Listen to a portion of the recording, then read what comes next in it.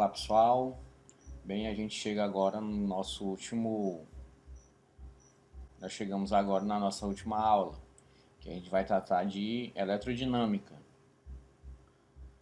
A gente está dando a aula de, a gente está ministrando a disciplina de Física Básica 2 para Ciências da Natureza. Esse aqui vai ser a terceira e última parte da nossa aula dessa primeira semana. E a gente está trabalhando com a eletrodinâmica, que vocês vão ver que nada mais é do que são cargas em movimento, né? Você tem uma dinâmica, um movimento de cargas. E aqui do lado direito, no canto superior, como sempre, eu boto uma figura para ilustrar o começo da nossa aula. A gente está vendo aí dois fios próximos e passando essa carga, né? No caso aí, os elétrons, né? Passando de um lado para o outro do fio cortado, gerando assim uma corrente. Eu tenho uma diferença de potencial entre os fios e essa corrente passa. Lembrando que a gente está ministrando disciplina de ensino à distância do curso do Instituto Federal do Piauí, da Universidade Aberta. Bom, o nosso índice foi separado nessa aula nos seguintes tópicos: em eletrodinâmica, corrente elétrica, resistores e geradores, lei de Ohm e potência elétrica. Eletrodinâmica a gente vai ver só que é quando se trabalham com cargas em movimento. A corrente nada mais é do que cargas em movimento, também de uma forma alinhada, arranjada no mesmo sentido. Resistores, o próprio nome já se diz um pouco, que resiste a alguma coisa. No nosso caso, resiste à passagem desses elétrons, à passagem da corrente. E os geradores é quem geram a diferença de potencial, como bateria e a tomada da sua casa.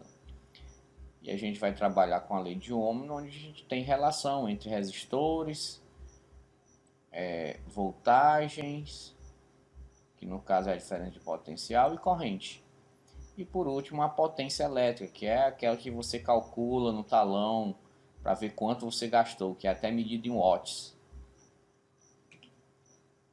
Bom, a gente começa com umas definições de eletrodinâmica. A eletrodinâmica é a parte da eletricidade que estuda as cargas, ou seja, partículas elétricas em movimento. Estudamos como corrente elétrica, suas causas e seus efeitos. Um exemplo comum de eletrodinâmica são os raios. Para sua formação é preciso que ocorram diversas cargas com sinais opostos entre o solo e a nuvem e vice-versa, ou somente entre as nuvens. Quando isso acontece, a intensidade de atração dessas cargas é tão forte que acaba gerando uma descarga elétrica. Você acaba gerando a diferença potencial, porque de um lado você tem carga positiva, do outro lado você tem carga negativa. Então há uma atração, há uma diferença de potencial, e a diferença de potencial é tão grande que o ar, que é um mau condutor, passa a ser condutor, devido à grande diferença de potencial entre a nuvem e o solo, ou entre nuvem e nuvem.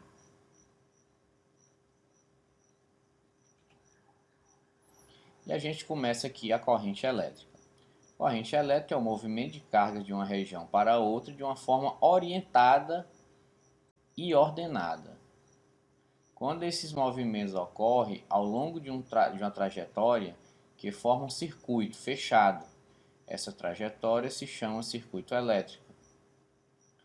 Assim, a gente tem uma corrente quando tem um ciclo fechado, um circuito fechado. O que seria esse circuito? É quando você tem uma diferença de potencial, uma resistência e um fio que fecha todo esse circuito.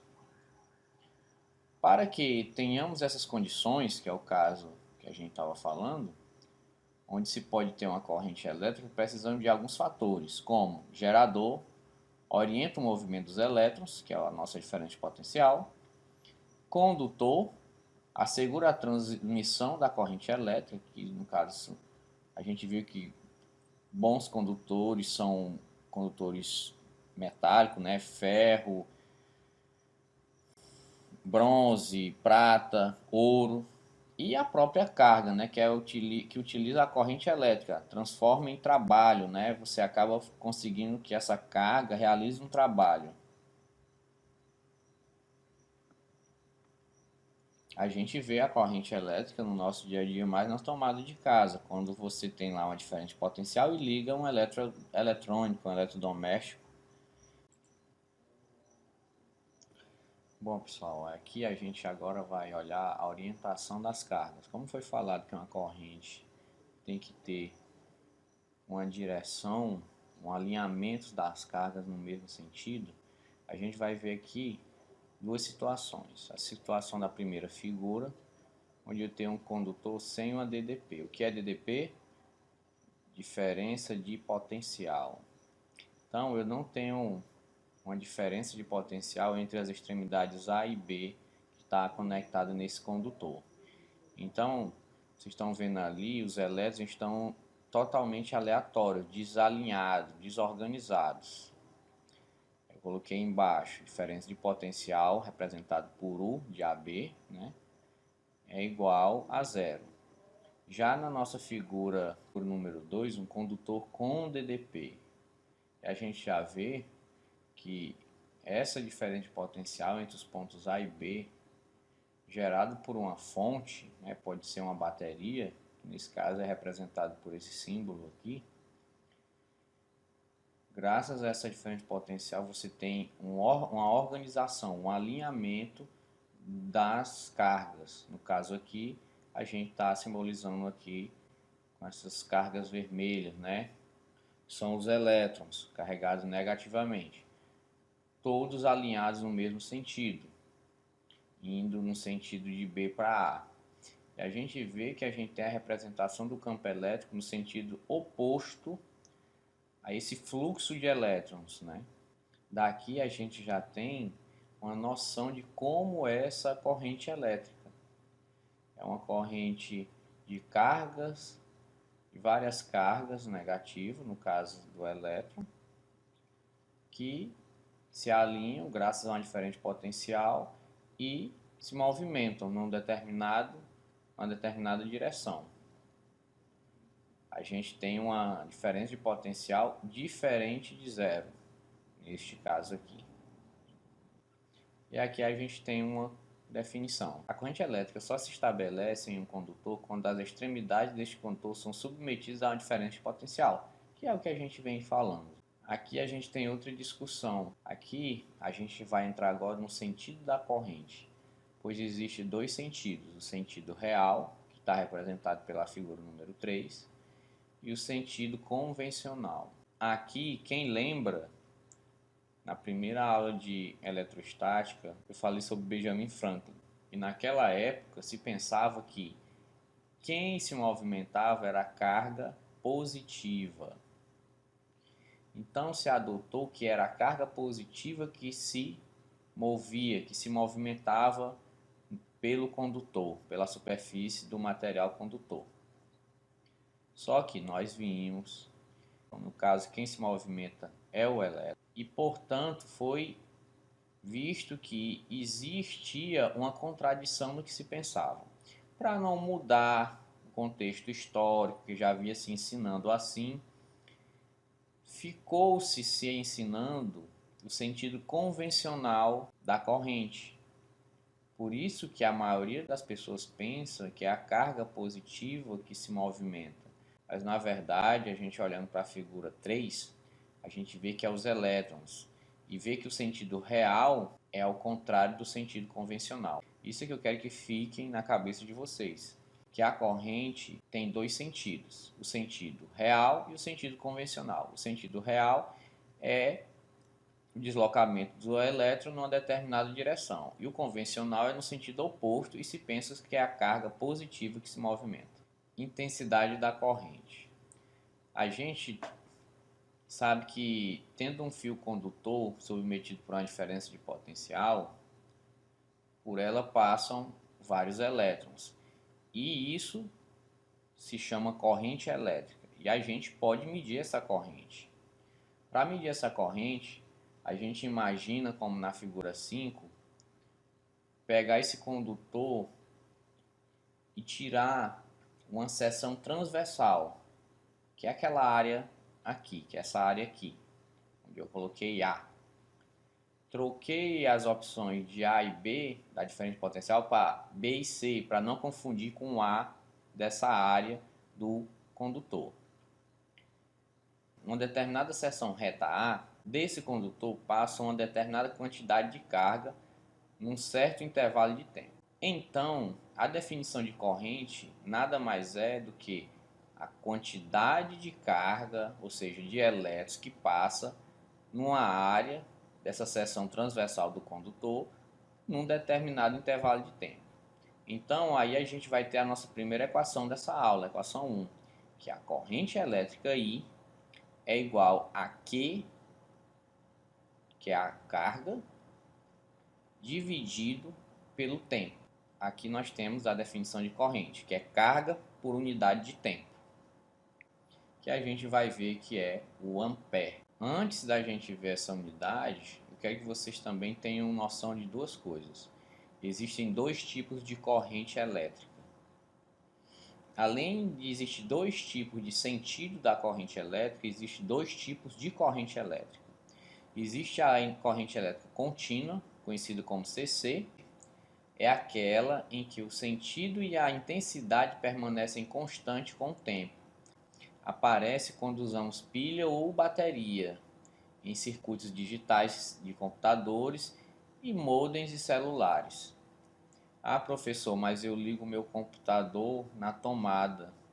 Mas antes da energia chegar nos componentes eletrônicos, você tem uma fonte que vai transformar essa corrente que vem da rua, que a gente vai já ver que ela é alternada, numa corrente contínua.